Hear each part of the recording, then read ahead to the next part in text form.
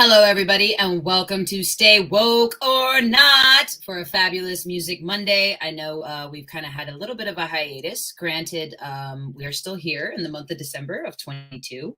And what kind of Music Monday would it be without Mike Familiar? Bienvenidos. Oh, what's up, Dahlia? How you doing? Hey. Hi. Hi. Welcome Hi. back. I'm feeling very welcomed. Good. That's what we're doing here, huh? Yeah, that's Australia. Yes. Australia. All right. Are we excited about this Music Monday or what? Yeah, I'm excited. We got an All interesting right. guest today. For Um, sure.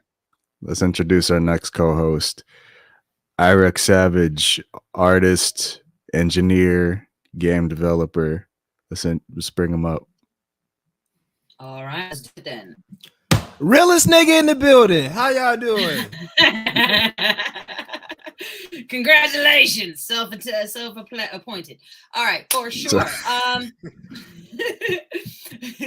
Okay, so I am super excited to tell you guys a little bit more about our guest, spoken word artist, musician, performer. I had the opportunity to meet him while performing, and it's been a long-awaited delay.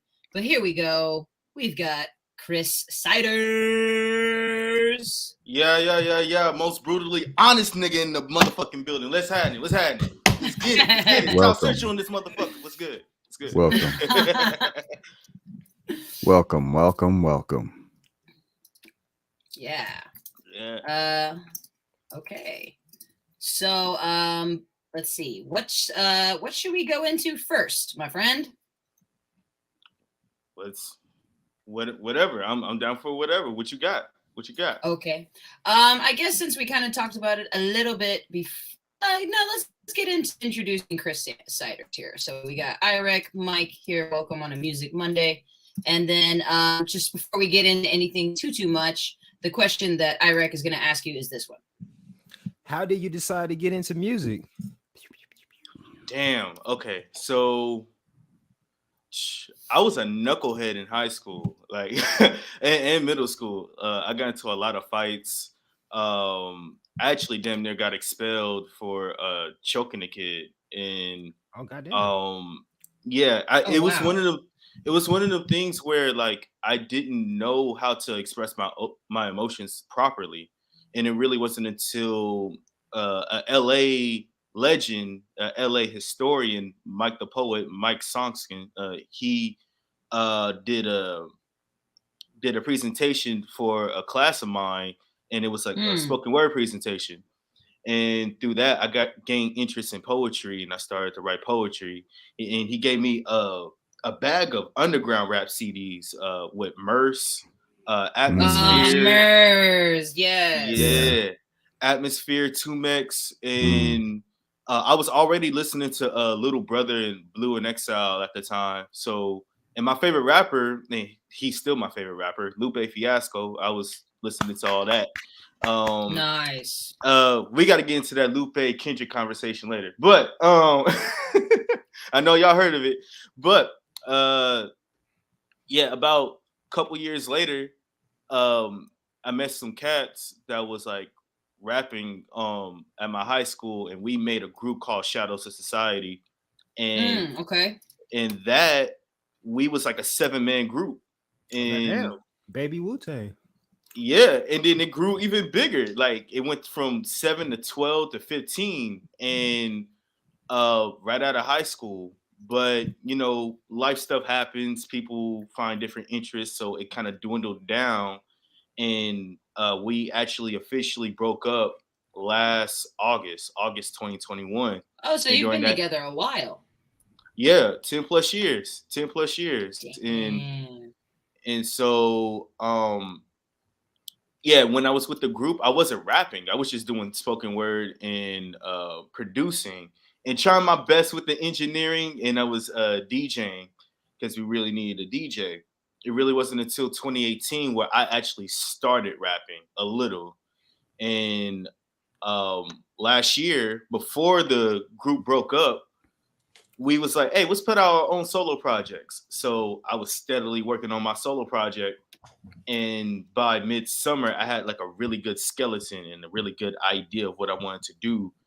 And you know how this music business get, things get in the way. We had a manager at the time. He kind of wanted to shelve my project. It was a lot going on. And Interesting. Hoe ass nigga. You said what? I said hoe ass nigga trying to chef your project, bro. Mhm. Hey yo. Indeed. And like, so I put my foot down. I said no. Like, I already spent thousands of dollars on this project, mixing, mastering, music videos, promo ideas, and stuff like that out of my own pocket. So I was like, nah, I'm putting this out. Everyone felt some kind of way, and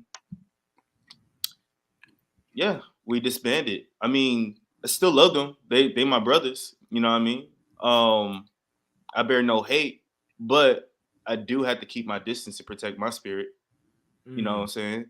And through that, it's been this wild journey of this rediscovering who Chris Siders is. Because I was always, when I was with that group, I was kind of always playing the background. I wasn't really trying to be front and center because I was always front and center with the spoken word stuff and being that community activist in Monterey County, which is like 5 hours north of LA. Mhm. And having that spotlight on you is such a it's nerve-wracking because people look up to you as they role model, they hero, and before you even could grasp and understand what it means to be a role model, like you Right. look around and like it's like, damn, I can't mess up. It's kind of like y'all heard Mr. Morale and the Big Steppers, right? Of course. Yeah. Okay. So like that song Crown made me cry because it's like you can't please everybody. You're gonna mess up at some point. And in that, like, I've been through so much up there, and there's skits on the album that I talk about specifically, and we could get into this later, but there was Mhm. a incident where I was falsely accused of sexual assault when I was doing. Yeah, I mean, Whoa! yeah. That's rough. And during this time, I was working for Title IX, and they enforced Sorry. policy. No, you're good. They was enforcing policies on uh, like sexual assault and spreading sexual assault awareness and different things like that. People pin this image of me as the black male feminist guy because like I spoke up about a lot of things through my art and through plays and things like that. So when that whole thing happened, it like it was like my image like tainted. No one didn't like ask me like my side of the story, and yeah, it was a whole thing. But so yeah, I know that was like a long-winded question. I mean, a long-winded answer, but that so No, much. we Just, like it. Yeah. Yeah, Yeah. I think like I know that like listening to your Misadventures album, like you kind of touched on it a little bit, and I wasn't sure like if how we would want to address this, or if you even felt comfortable addressing it, because that is something that like is, I can imagine being hard at first to like rise from the ashes from, in that sense. Yeah. Anything is free game, like I said. Like I try to be the most brutally artist I can possible. So, if I put it out there in the music, then like it's like feel free to ask me about it. I want to talk about it. I want to get this like out of my system. Like, and even when that happened, that was the same summer. No, that wasn't the same summer because I told my folks about 3-4 years later what happened to me, and Mm. it was a shock to them. And my sister was crying, saying like, "You could have been Emmett Till. You could have been killed because that was a white woman that falsely accused me." And Mm. and I watched Right. them things. layers. It's real. It's real. And the wild thing is when I go out and perform as a spoken word artist and as a rapper and I tell these stories, black men have came up to me and said, "Yo, I went through the same shit." So, you know, I tell these stories for people to, you know, relate to, give them something Yeah. to relate to. Yeah. And then I guess because I want to give everybody kind of a taste of your music, could you tell us more about Only Humane? Yeah, only human. Oh, okay. Human. Yeah, it's all good. Yeah, it's just a stylized way of you know the title, but made that song with the homie July. Shout out July. She's a singer and a dancer, and um, the concept for Only Human was again like humanizing self, and for me, I'm an emotional person, and I isolate myself a lot. And Okay. that's because I don't know how to properly express these emotions. When I was with the homies a lot before, like going on like this new, entering this new chapter in my life, um, they would ask me like, "Oh man, why are you so emotional?" and da da da da. Like, and that it didn't generate a safe space for me to cry, for me to express myself properly. And so this song in itself is about um those times in isolation, those times where I even said like only trust myself lacking human faith. Only scared to trust myself, scared to trust God. Like I'm scared of everything. I fear everything. And at the end of the day, I'm only human, you know?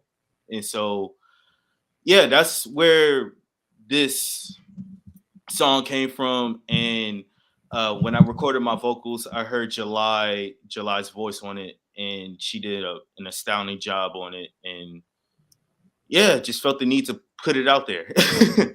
All right. Why don't we give everybody a little bit of taste of it? Yeah. Yeah. I think they're ready. Are you ready? What's up? Tell Double Beats. I know you're in here because you want to hear some new shit. That's exactly right. Okay, everybody, if you can mute your mic, por favor, aka mute the fuck up. We're gonna be playing Only Human right now. Going out of place of my skin now. Going out of place of my skin now. Going out of place of my skin now. It's okay to call, so I keep moving now. Going out of place of my skin now. Going out of place of my skin now. Going out of place of my skin now. It's okay to call, so I keep moving on. Isolate, isolate. Only trust myself like a human faith. Only trust myself, scared to trust God. My unknown path cannot defeat the odds. Yeah, isolate, isolate. Never know what's upon the new day. Never know what the acceptance signs. Emotions pass through, never meant to stay a long time. Going out of pace of my skin up. Going out of pace of my skin up. Going out of pace of my skin up. It's okay to pause, so I keep moving on. Going out of pace of my skin up. Going at a pace of my skin, no. Going at a pace of my skin, no. It's okay to crawl, so I keep moving on. Only you. Living the fast life, hope I don't die twice. Only you. My eager to love got me clenching to my pride, tight and grind sprees, robbing yours for sport, do a lower trauma bonded. Never see what's more beyond equal souls. Never fall behind, naked eyes is organized. Give me your heart, cause I can't trust you. Am I? Am I? Give me your heart. Give me your heart, cause I can't trust you. Am I? Give me your heart. Give me your heart, cause I can't trust you. Now loading. Trauma. 6969. Hey Chris, so what's going on? I got HR here with me, and we just, want to hear your concerns about what's going on here at 85C Bakery. Oh yeah. So yeah, as you know, I'm the only black employee here, and I come into work every day, and people are saying the N-word around me, and I feel very uncomfortable. Oh, you mean nigga? Yeah, I mean like, nigga.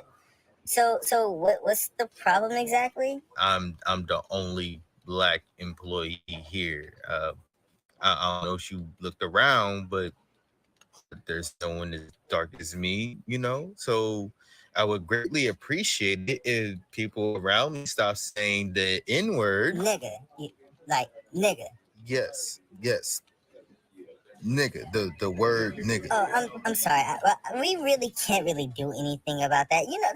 There are rules and regulations. Like we can't really do anything about that. Plus, we're severely understaffed, and so yeah, so we need you back on the line. Those trays are getting like quite dirty, and yeah, I'm so sorry. I hate it when HR has some bitch ass responses. Yeah. They need to play that for all the white people in Florida. Y'all wild. Okay, that's right. We got L Double Beats in here and Nathan Trotta for real.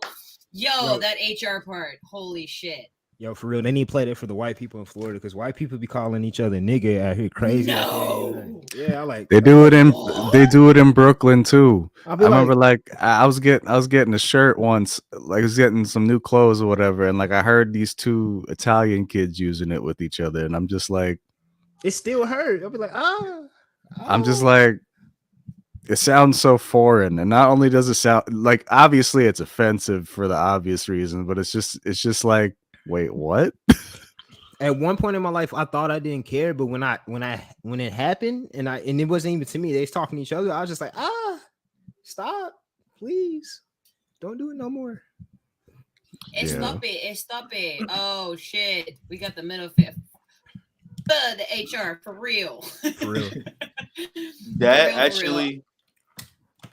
Those are actually like skits throughout like the album. On the deluxe edition, like I didn't have any idea like how to put that skit in the main album because there was so many other things with like police brutality I wanted to like touch on, the whole falsely accused of sexual assault thing, and homophobia that I experienced. So yeah, I couldn't fit it, so it was the perfect time to actually put that on the deluxe. So oh, okay. Yeah. I like that one a lot. I didn't hear that one. I think that might be my favorite one I heard. Yeah, I dig that one a lot.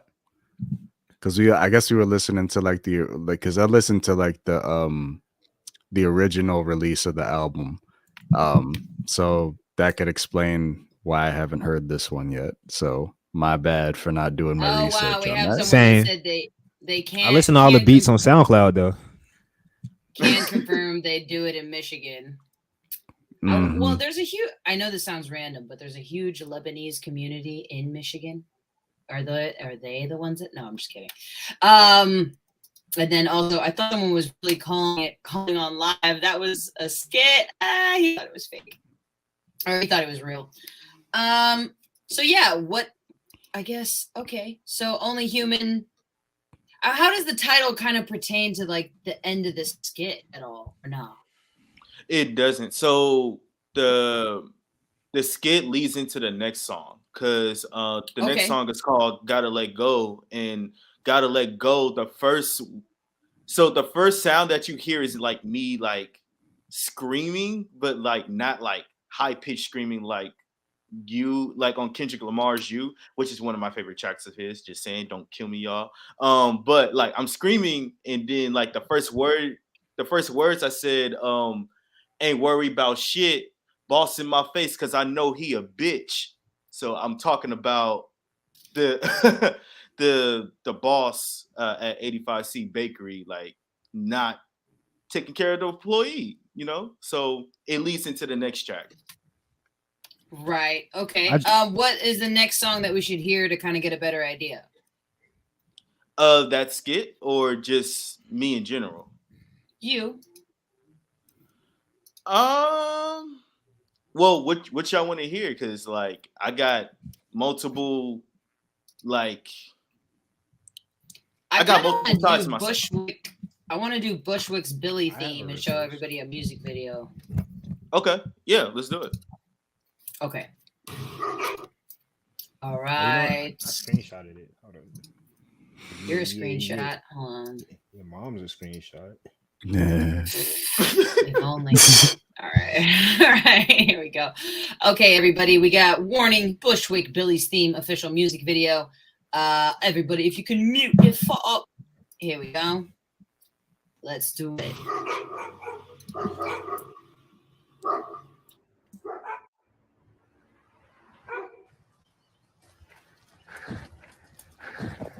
I almost got him. I still need backup. I got him on the ground.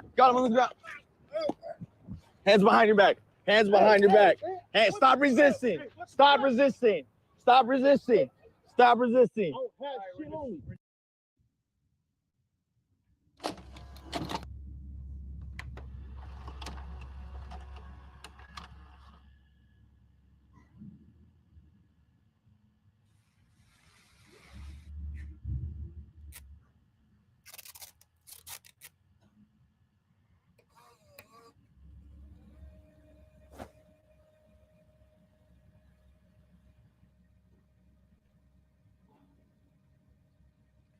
Nah, nigga. Nah. Fuck all that activism shit. Fuck that BLM shit, my nigga. Nah, Chris, we Hey, back on my bullshit, you know what it is. Bitch, we really hold a milli, never been no bitch. Talking all that bullshit, get a foot in your ass. In the back of mama house, cooking food bare ass. With this melting flow, now dropping low. She a real one, then take it slow. Never been a fan of little niggas talking shit. We was once homies while you being a little bitch. You fucking trick. Swear y'all better hope I don't run into this. Beating this nigga ass. For beating this nigga ass. From beating this nigga ass. From beating this nigga ass. All patience, let the motherfucking building. I'ma get some children while hiding bodies in the fucking ceiling. Don't hit my goddamn line no more. Think you poppin', bitch, cause you went and sold your soul. Some tell these niggas Bush King, the bullshit, fuck snitching. I'ma pop you like I should be. Nigga with an attitude, rapping around them kind of suits. Ain't gonna get a dime from me, bitch. I'm bulletproof. From beating this nigga ass. From beating this nigga ass. From beating this nigga ass. From beating this nigga ass. Five-star run GTA. Written poems for a bag, keep it in the safe. Descended from Jesus nerds to piss you off. Finish the job, Marshall Mather stall. Three laps on the bitch and call her encore. Fuck a rap beef. Smoke on a loved one like Gucci. Los Angeles ghetto boy just gave a warning. Bushwick Billy, my mom playing tricks on me. Who you fucking with, nigga? Yeah, these motherfuckers cops don't give a damn about us. This fucking activists give a shit about us. Fuck that activism shit, nigga. I'm with that street shit, nigga.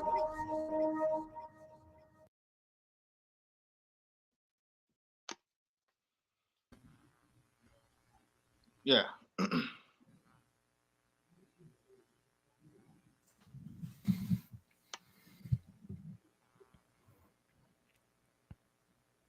I think the visuals. I think your visuals does your song more justice. I really can get into it better with your visuals. I think that's dope. I appreciate the vision. I know that was a lot. I know, like, I mean, like, I was definitely feeling your rage. So, like, that definitely something that, like, a lot of people feel, especially with the climate of things. And, yeah, like, visceral. Yeah, visceral. Yeah, and that's the thing that I wanted to like convey. Like there are different sides of ourselves. You know, it doesn't make it right to carry out violence, but this is also like a reflection of like what I hear in my community. Like so many different times from like where I live, it's like, man, I'm sick of the police. Like I'm gonna go out and do something. When it's Right. just like with the gang shit, like, you know, you go out and like retaliate for something someone did to you, they're gonna come back at you 10 times harder. And then that cycle of Mhm. violence is gonna continue. This is just a visual representation of like how tired people in my community are, you know, Oh, and okay. I know how like people may just look at this and be like, why is he so violent? Why is he beating up a politician? And it's just like fucking tired of these fucking politicians. Like they're not doing anything for us. At least like where I live on my block. Facts. Facts. Like, Facts. Facts. you know what I'm saying? Like, Mhm. right now, like, yo, so check it. I'm in my block. There's been 2 kids that got shot and killed by Gardena police. Nothing has happened. Police presence is still high. Really? You know what I'm saying? In the gang violence here, like kids be getting their shit took. Nothing's going on. And that little voice, that high pitched voice of like, oh, these activists ain't doing shit, nigga. The police don't give a fuck about us, nigga. Like fuck all that activist shit, nigga. I want that street shit. That's what people are saying. The track before that, The Invisible Man, is a more political stance of talking about like going at politicians, but not in like a rage, but just like saying like, yo, this is what's going on. Okay. And like I'm frustrated, but like I haven't like carried out like that anger. This song is carrying that anger, or at least that the visual is carrying that anger. So it's Yeah. multi-layered. Nobody just acts provoked without a reason. And nobody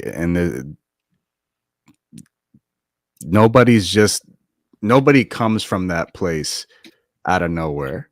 Something had to happen. Something had to incite that. That makes a lot of sense. Yeah. It's a reaction. Yeah. It's the reaction. And most people get focused on the reaction and not the cause. My family has a history of getting pulled over by Torrance PD.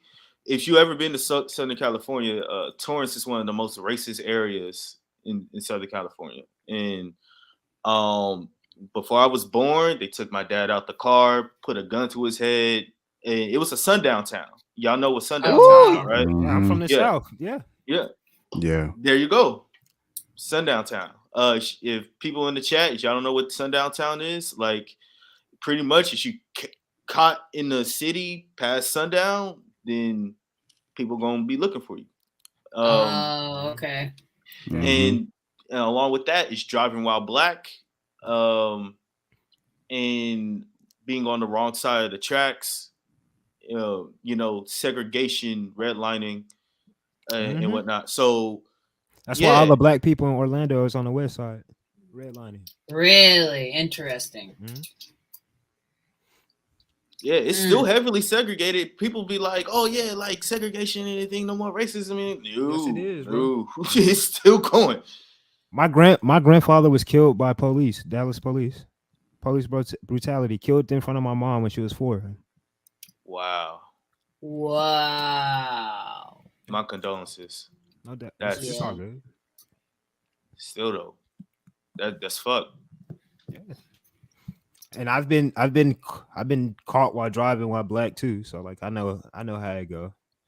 One time I got pulled over. They thought my girlfriend, which is now my wife now, they thought I was like abducting her. Like, are you okay? Do you know him? Where are you guys going? Like, are you serious? Yeah. Yeah. I just learned how to drive a stick shift. I stopped out at a red light, and then he's like, instead of seeing if I'm okay, if my car working right, he's like asking her if she okay. I'm like, bitch. You're asking the wrong person. Yeah. People rather cause a fire than put one out. Yeah, and like That's a big fact for sure. and see to resonate with you, 2018, when I was with the group, it's so wild, like just telling the story and thinking about that time because we was making an album called God is Black, I Am Too, and that's actually out right now. So like you could go listen to it. And we had a whole song dedicated to this specific incident. We was coming from Inglewood at getting Jack in the Box at 1 a.m. Caught driving while black. And they was like, what you doing on this side of town? It was getting food. Like we literally had the Jack in the Box bag in our hands. And it's actually a skit on the Misadventures album. Yeah, I remember that. Yeah, I was like, where are you going with this Jack in the Box story? Yeah. Is there The Coke was in the Jack in the Box bag?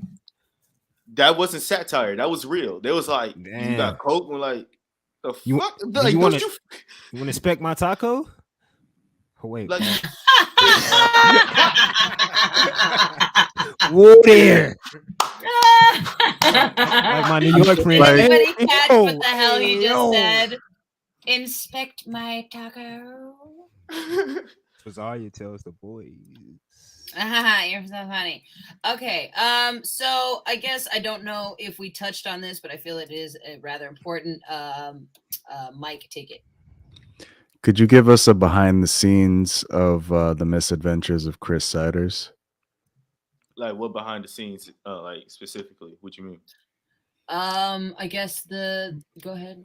Well, I guess like for one thing, and this is something like Eric and I were curious about, like, do you like what was the production like, and like how did you? I remember said earlier you said that like you mixed and mastered your own project and stuff like that. So like I was just curious about like how you handled the production, that kind of thing. Okay. So shout out Nemesis Rigby. He actually mixed and mastered the Misadventures album and the deluxe. So shout out to them. I picked up engineering when I was with the group because we didn't have an engineer. So like it was one of them things of like make do with what you have. As far as production wise, so this is a crazy story. When we said no, like a little bit before we said like let's make our own solo projects, I caught COVID and I actually died from COVID and I came back. Like you flatline? Damn. I died. I died. Welcome back. Welcome back. Welcome back. But yeah, I was in the hospital for a week, and what landed me in the hospital the same day I was supposed to get off of quarantine, I coughed up blood, and my oxygen level like just dropped. And the third day I was in the hospital, I asked for a discharge because I was like, fuck this shit. Like, I miss my family. I can't move. I was strapped to the bed. I could not move. That's how weak I was. And I was relearning how to breathe. And That sounds scary. And y'all still can't wear a mask? Yeah, about that. That shit crazy. That shit drives me up the fucking wall. But so then after I asked for a discharge, doctors was like, nah, that's not smart. Like, you need to stay here. Call my mama. My mama like, boy, quit playing. Stay your ass in the hospital. And so not even a few hours later, I was gone. And I don't remember what happened. All I remember is seeing pink, white, and blue lights. That's it. And I'm convinced I saw God. I really feel like I saw God. Before that moment, like I was immediately like skeptical, you know, I had my reservations, but after that moment, I'm like, nah, there's no way. There's no fucking way. There's no way I'm supposed to be here right now. And I woke up to a shot to the neck because they was putting me in incubation, like like that was about to be it. And 4 days later, I got released home with a huge oxygen tank, and I could barely move in my room. If I did this with my arm, Get tired, out of breath. my heart rate would shoot up to 120. Oh god damn.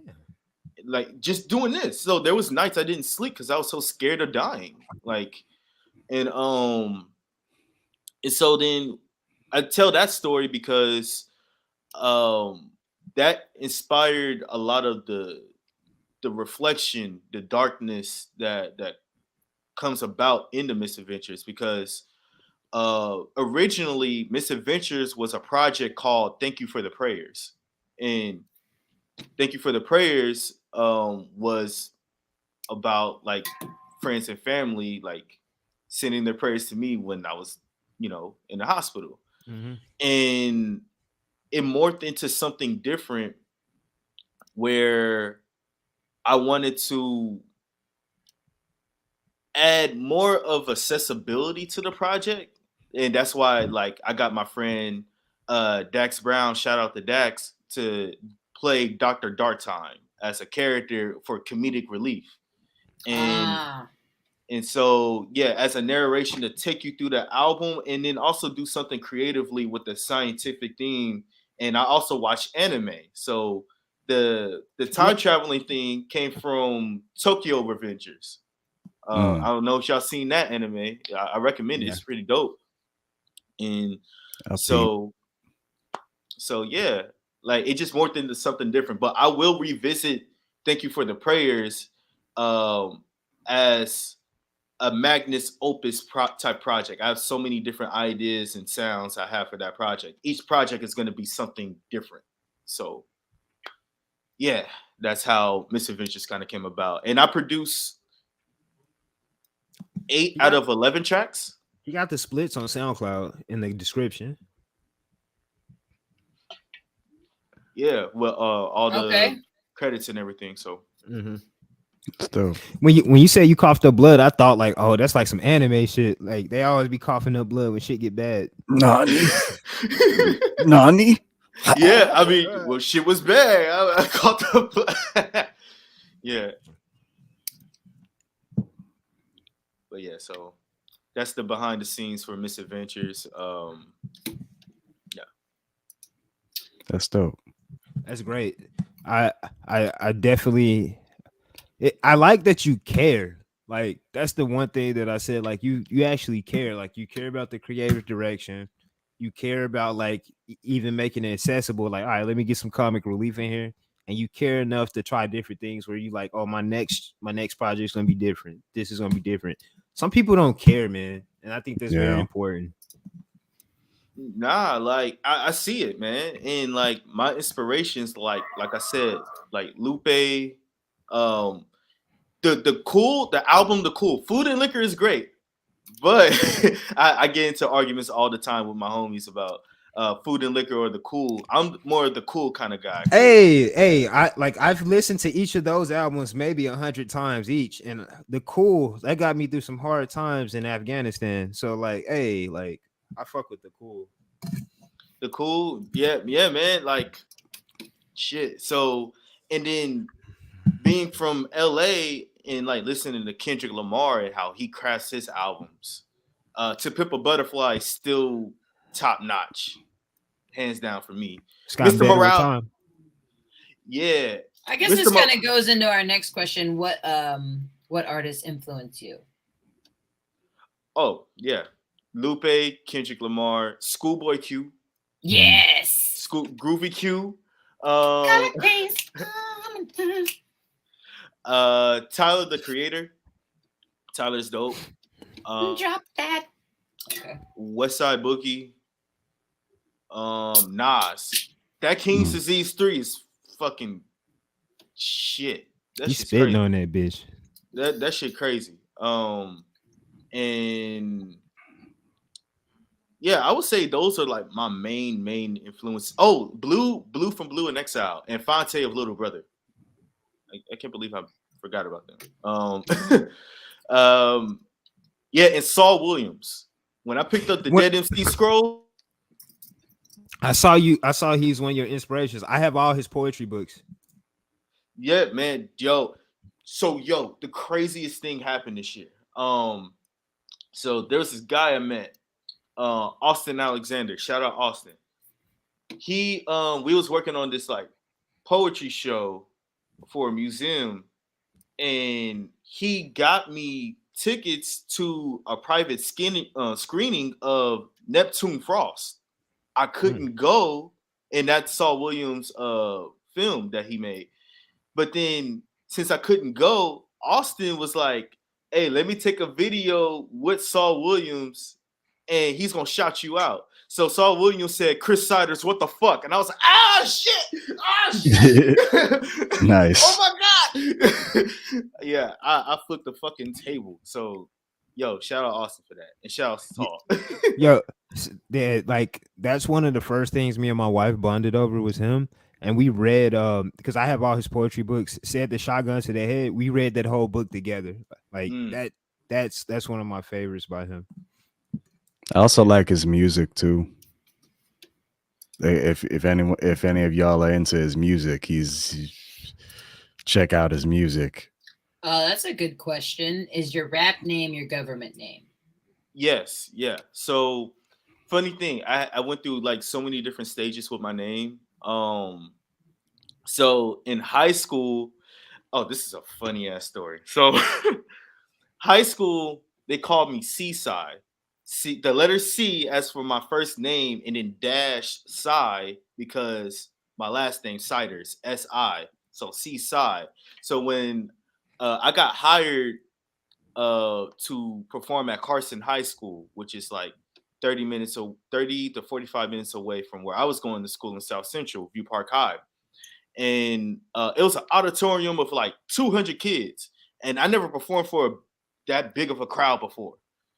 And the MC was like, "We got a special guest for y'all. Yeah, his name is DSI." And I was like, nigga, what? I went out there. I was like, "My name is not." So yeah. At first it was Seaside.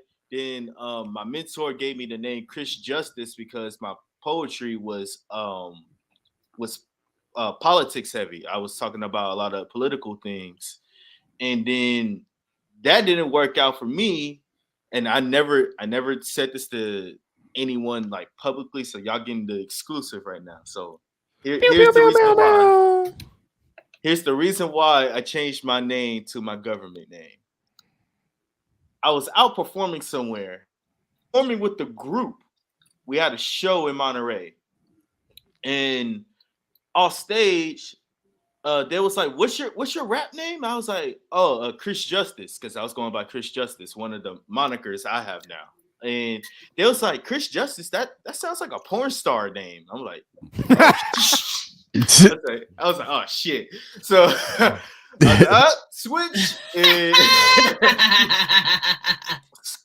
And so now, yeah, I go by Chris Siders. And people call me Chris Siders like just naturally, not just Chris. And sometimes they just call me Siders, but Chris Siders, so it just fits. It flows well. Yeah, it does. Yeah. Love it. Okay, should we go into a little bit more music? Or are you down for questions? Whatever y'all want. I'm down for more questions. I'm down for music. I'm kind of open. What do you guys think? Let's get another question. Yeah. All right. I don't know why I sound like I'm underwater. Okay. So much. Mike. When people listen to your music, who do they say you sound like? Yeah, I get a variety of different answers for this. It's funny. Because like I'm talking about something, people automatically like put me in the box of like Wu-Tang Clan, even though I don't sound nothing like nobody from the Wu-Tang Clan. Shout out to Wu-Tang though. And sometimes they was just talking about killing a nigga. Yeah. I don't talk about killing niggas. Like Well, I mean, the Bushwick song, but that's just like, again, aside. Everybody, you know, the anger. It's just getting the anger out. I'm That's all for what that characters. I'm all for characters for songs to fit the premise of the song. Yeah. I never killed a nigga. And I never will. And so yeah, just throwing that out there. Because people are fucking ridiculous and take these rap. Anyways, yeah, Wu-Tang Clan. I get J. Cole comparisons, even though I don't think I sound like J. Cole. I like And I get Kendrick Lamar and Lupe. Again, I think Lupe because how I structure my lyrics. I don't make things digestible in terms of lyrics. I want you to sit there, listen to it, think about it, and apply that to your life. And of course, like with time, and actually with this next project, it's going to be a lot more accessible and digestible in terms of lyrics. But I like to challenge my readers, my listeners, and my readers when it comes to poetry too. And so, yeah, I get Lupe comparisons, I get Kendrick Lamar comparisons, J. Cole, Wu-Tang. There was one super out of pocket one for some reason I can't remember. I can't remember it. But yeah, those are like the main comparisons. I heard Tyler. You hear Tyler? Yeah, I got Tyler too. Because of the skits on the album. Ah, okay. That makes sense. That reminded me of old Future days. Yeah. Bastard era. But it was like more, what's the word I'm looking for? It was more purposeful. It wasn't just like for comedy. Yeah. I kind of want to play another song. What would be a good one? The one I played, Your Mama. Stupid. You're so Joe Mama Joe. I'm gonna reach across this screen and I hope it fucking UPS lands in Florida. All right. What do we play next? Do y'all want to hear some song shit or like something I'm borrowing up on? Because I can bar up. Like, what y'all want? We all for the bar ups, but I thought this hook on this song was very barred up. Without eyes. Without eyes? Oh, Without yeah. Eyes, I like that one. Yeah, that was a really good one. And this is on the new. It's on the same album. Ah, okay, I found it. All right, fantastic. You better find it. Recordings. Oh, commercials. Stupid. Why do I sound like I'm in a fish tank? Okay. Because you probably got to change your settings. Goldfish. Okay, guys, excuse the commercial. I know. Late. I just got better. Hey, it's Dana from StreamYard. I'm so excited to announce that local recordings are now available on StreamYard. Have you ever done a recording where your guests just had terrible internet issues? Okay, guys, They were blurry, they were freezing. You could almost hardly hear them. You could have mute them bitches. Yeah. It's not about the color, it's about the mind. It's not about the color, it's about the mind. It's not about the color, it's about the mind. About the mind, about the mind. It's not about the color, it's about the mind. It's not about the color, it's about the mind. It's not about the color, it's about the mind. About the mind, about the mind. Black girl. I'll never fit into your world. Darkest night with shiny teeth. I crave our light skin complexity. I know it's not me, but at least you'll be attracted to something. Another black kid said I'm too dark for love and marriage. Sick of cursed skin, but I have to bear it. It's not about the color, it's about the mind. It's not about the color, it's about the mind. It's not about the color, it's about the mind. About the mind, about the mind. It's not about the color, it's about the mind. It's not about the color, it's about the mind. It's not about the color, it's about the mind. About the mind, about the mind. White girl. I know you don't see color, but your parents do. Generation damage creeps into you, fetishizing me. With no knowledge of my feelings, do I stay alone and tend to keep the peace? Colorism got love moving slowly. It's not about the color, it's about the mind. It's not about the color, it's about the mind. It's not about the color, it's about the mind. about the mind, about the mind. It's not about the sex, it's about the mind. It's not about the sex, it's about the mind. It's not about the sex, it's about the mind, about the mind, about the mind. Just hold on, Chris. We're almost done. I just gotta move this over here, move that over there, and bingo. Man, I feel so fucked up, man. What's up, bro? Shit got me fucked up. What the fuck's going on? And all this gay shit. Oh, Lord. You don't see this shit? It's in our cartoons. It's on the news. It's all over the fucking media. Shit ain't cool. Yeah. Shit ain't cool. Paranoid homophobia. It's Okay, without eyes. We got trippy album art as one of the comments. Damn. What's the story behind Without Eyes? So Without Eyes, it's one of them songs that came like super fast. I made the beat in like 10-15 minutes, written the lyrics in 15 minutes. It just came really fast because colorism is something that I experienced like heavily growing up. And same. the wild thing, like I went to all black schools from kindergarten to the day I graduated high school. And I was always the darkest kid and I got picked on a lot. And that comment in the song where someone was like, "You're too dark for love and marriage," that's something someone actually told me, like another classmate. What is that supposed to mean? Colorism, man. Colorism.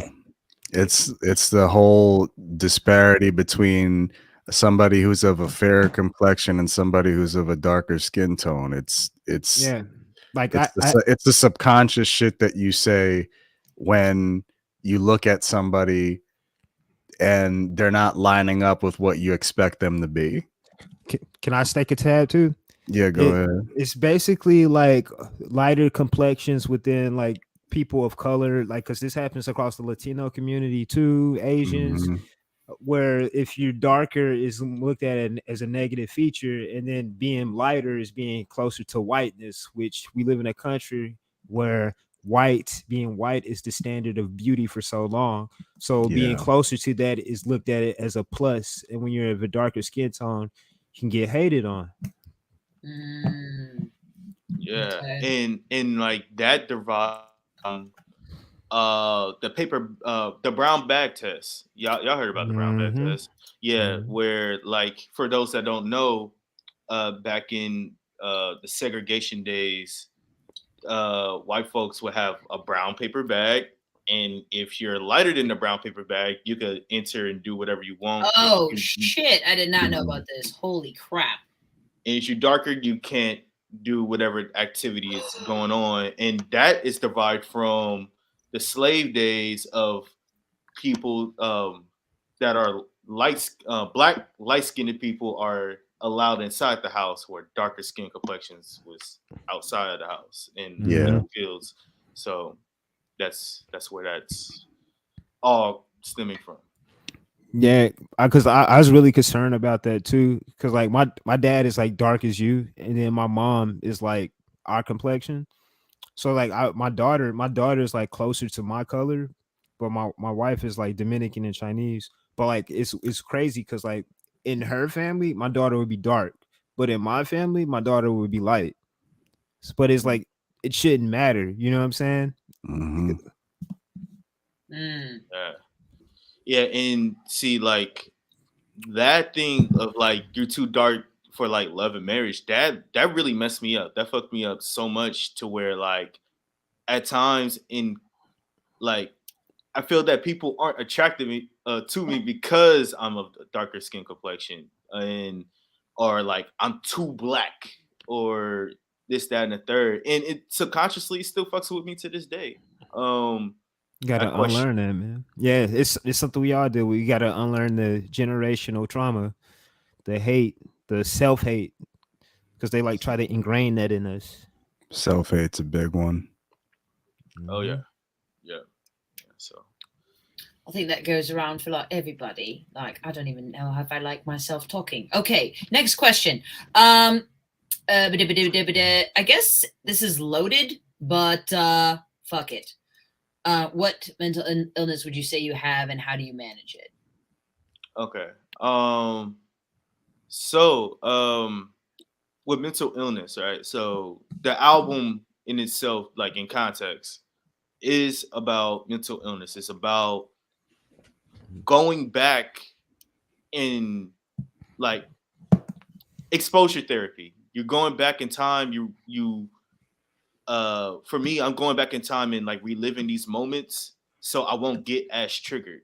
And that's the same thing I do with poetry. When I go out and perform like these poems that are really triggering, um, it helps me heal. So just put it in the context with this question. So, um, but I've been diagnosed with severe anxiety and PTSD. The PTSD comes from um, the again being falsely accused of sexual assault, and I was homeless for about a year and a half, 2 years in Monterey Wow. County. And with that, what happened with that was I was people pleasing, and uh I was people pleasing with activism, and people like look up to you. You should like stay out here and like uplift the kids and whatnot. So I was listening to them versus putting my health first and putting my stability first.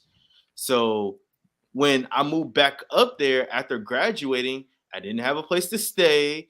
I barely I was hustling with the two jobs that I have. One of the jobs I got fired because I got sexually assaulted. Mm-hmm. Um, and yeah, it was a whole fucking mess. And I experienced police harassment, and I was moving from tile floors to basements to garages. And shout out to everyone that like helped me during that time. But I was out there like asking for money and Panhandling. panhandling, chilling in Denny's with a cup of water because I know the water was fucking free. um, and yeah, it was a rough time. It was a real rough time. But and even during that moment, I got set up to get beat down at 3 in the morning, and that causes a lot of like Trauma. this.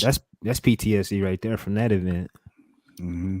Yeah, like it was people that I loved like dearly that put me in a situation where my life was almost taken. And so I have trouble with trusting people a lot. So in this new stage of my life, right? This next chapter, beyond my old music group, my old friends, like I'm around everyone I'm around with is new. So I'm like, all right, who's gonna do me dirty? Who can I'm side eyeing everybody. So it's rough. It's really rough. Especially when you have the constant need to see if everybody passes the vibe check, regardless of how deep in you are. I definitely feel that whole like relearning to trust people thing, and it's isolating when you feel like you can't trust anybody. Real isolating. Yeah. As a person that deals with PTSD, I get it. Yeah. Wow. Well, let's try to change up the mood. Okay. Oh my gosh. All right.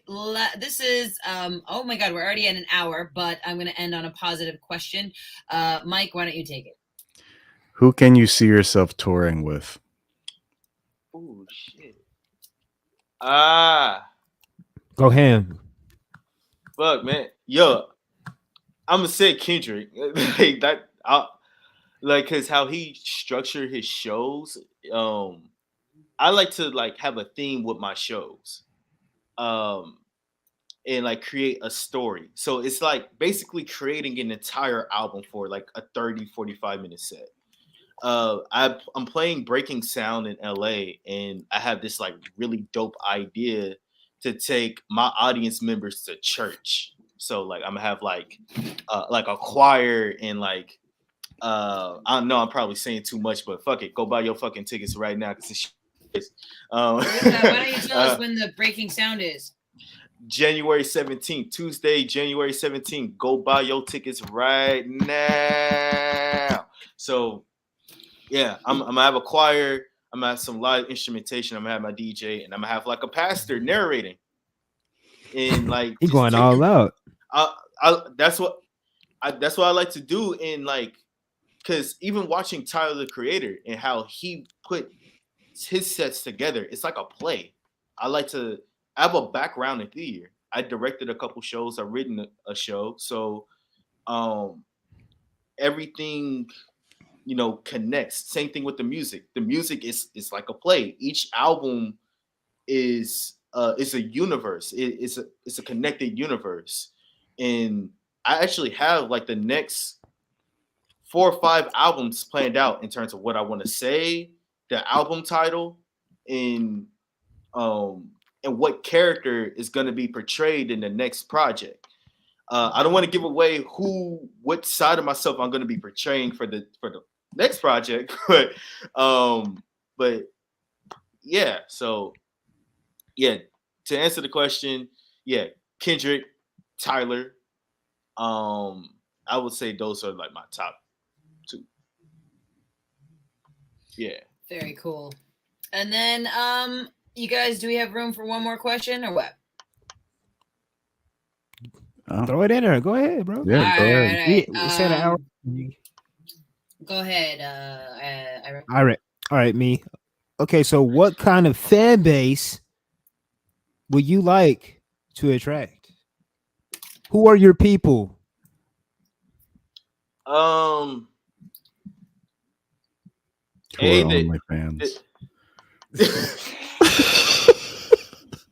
I'm sorry. I had to. I mean, if I wanted to, I could create one. I ain't gonna. No, I was saying like who are OnlyFans, and then like sorry. No, because I do a little bit of modeling. I'm just saying. Okay. I'm just going out there. Like, Okay, multiversatile one now. Multiverse, multipass. What else do you do? Hey man, it's always good to have a big bag. Modeling, writing books. I have 3 books out. I'm in school right now for my 4th book. As part of like this deal that I have, and I do journalism. I write prose. So yeah, I do a lot of things. But but yeah, back to the question. Fan base. Really, the people that are into like stories and listening to stories, Okay. That's really into stories, and people that want to have fun too. Like, my shit isn't all like depressing and weary. Yeah, this first album probably is because I'm getting myself out there. I want people to know who Chris Siders is, as opposed to like giving y'all a bunch of like party joints and then y'all don't know who the fuck you listening to. Y'all don't know me. If I just go that route off the gate and then come back with like something like heavy, and y'all just gonna be like, well, this isn't the person I was attracted to from the gate. So what is this? So that's the plan. So this next project is a lot more lighthearted, but I am gonna put some things in there for people to resonate. So it's gonna be even more digestible. But so yeah, the people that are into storytelling, people that having these conversations about mental health, and yeah, people that want to have fun, just an overall package. The package. You're just trying to include everybody, much like me. Stay woke or not. basically who resonates with the vibe that you're presenting. Yeah, exactly. The fans have to pass the vibe check too. I mean, I gotta pass their vibe check. Yeah, it's only fair. It's only fair. All right.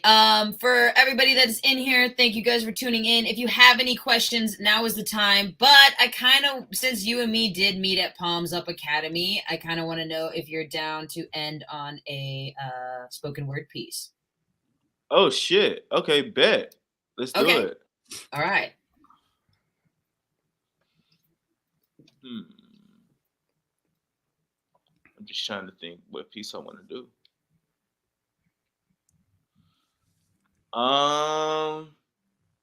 Okay.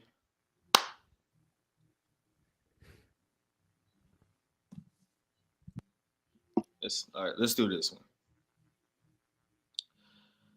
God waited for the day I showed up on their footstep, empty-handed to present their faith. Pink, white, blue.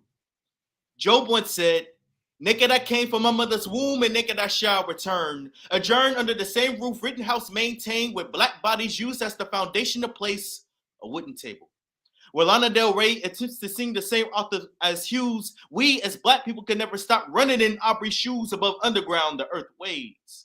As mother water breaks levees with every layer drawn out the chamber, secrets flag kneel on curves mirroring Edward Norton as Derek Chauvin or Vineyard see American history repeats.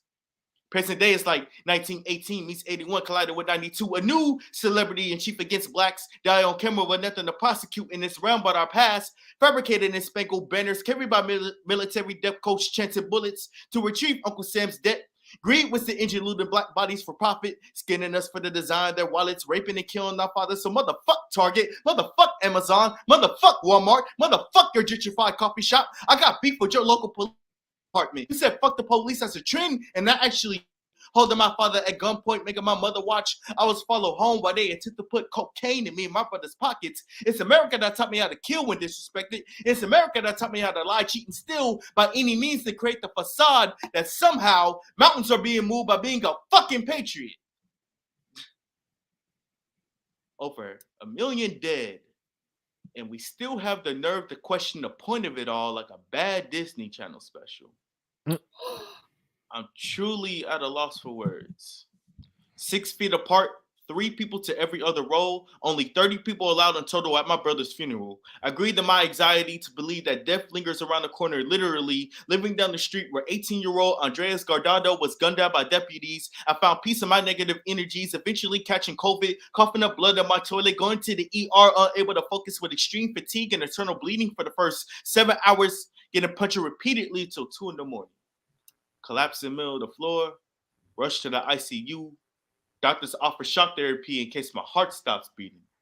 We're learning how to breathe as I watch Breonna Taylor's killers walk free. Again, I feel weak.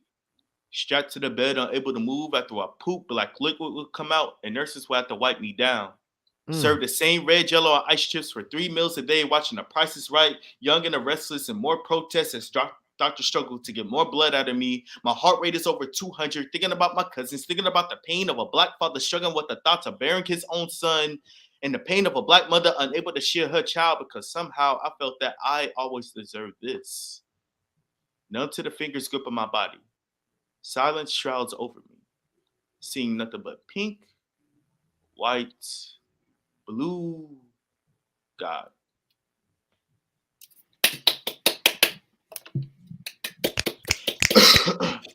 Beautiful, man. You know what? I thought you. How do you keep that? That's amazing. I'm trying to say too much at one time because it was real. Yeah. No, you're a storyteller for real. Absolutely. I'm super glad that we got you on the show because it's crazy. Normally, I'm like scrounging to get through all the questions, but with you, I only hit like 3 or 4, and I was like, all right. Yeah. I literally have a song where it's called like Mortal Kombat. Sounds like Mortal Kombat, and then like the hook is just me screaming "fuck Target," like right when the pandemic dropped. I dropped that shit. Yeah, that's dope. I need to listen to that. All right, you guys, thank you so much for staying woke or not. This was a Music Monday. If we could all be sure to check out Chris Siders on his Instagram, his YouTube. It's right there right now. And any ending notes from you guys? Stay black.